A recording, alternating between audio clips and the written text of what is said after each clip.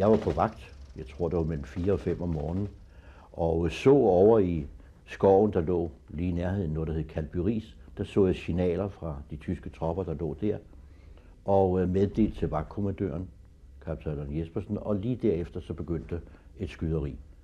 Der gik vi op i vagtbygningen, og der var et smalt vindue, og der lagde vi os og skød mod det der, vi så, der kom løbende over imod os. Samtidig med, at de dækkede deres egne soldater ved at beskyde kasernen. Vi havde 20 mm kanoner, og vi havde vores Madsens maskingevær, som hamrede løs derned imod. Men lige lidt hjalp det. Tyskerne fortsatte angrebet, og gardehusarerne måtte til sidst overgive sig. Ja.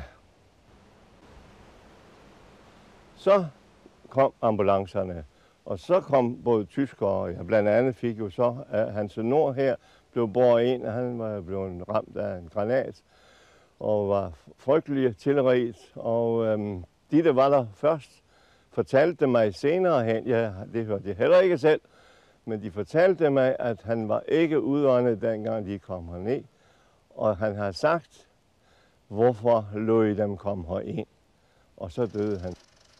Harry Simonsens gamle sort-hvide fotoalbum fortæller tydeligt om begivenheden, der kostede 2 husarer livet. Selv blodpølen, hvor man kæmpede for Hansen Nords liv, er bevaret for eftertiden.